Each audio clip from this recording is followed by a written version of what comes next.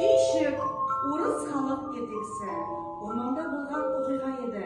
Ашық алаңқайда кіп-кішкене ишек тұрды. Өтіп бара жатқан тышқан ишекті көреді.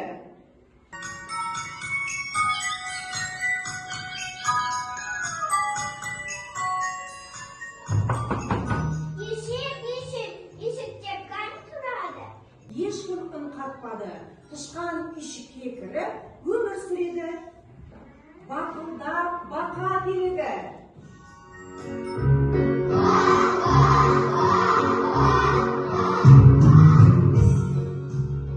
Ишекті көреді. Ишекте кім тұрады? Мен тышқанмын, ал сен кімсің?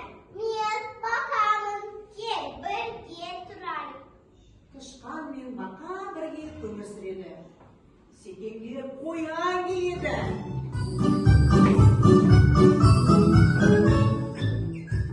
Ишекті көреді.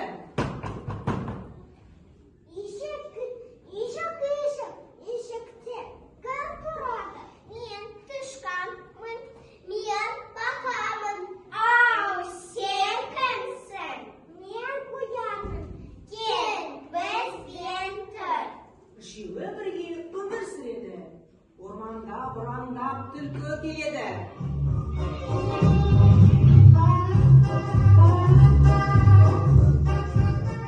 Ишекті көреді. Ишекте кім тұрады? Мен тышқанмын, мен бақамын, мен қоянмын, ал сен кімсің? Мен түлкімін, кел бізбен тұр. Енді олар төртеу болады. Орманда сұр қасқыр келеді. Ишекті көреді. Ишекте кім тұрады? Мен тышқанмын, мен бақамын, мен қоянмын, мен түлкімін, ал сен кімсің? Мен қасқырмын, кел бізбен тұр. Енді олар бесеу болады. Ишекте тату тәтті өмір сүреді. Bir күні ормандап аю келеді.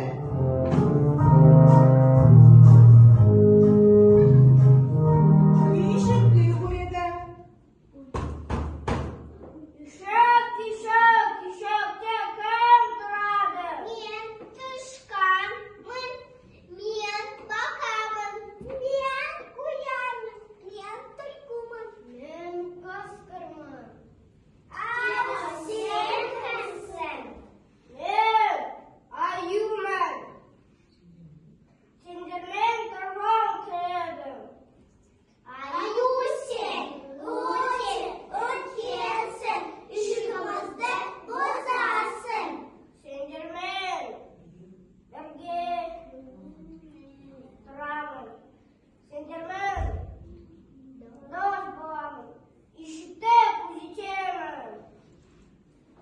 Кел, бізбен тұр.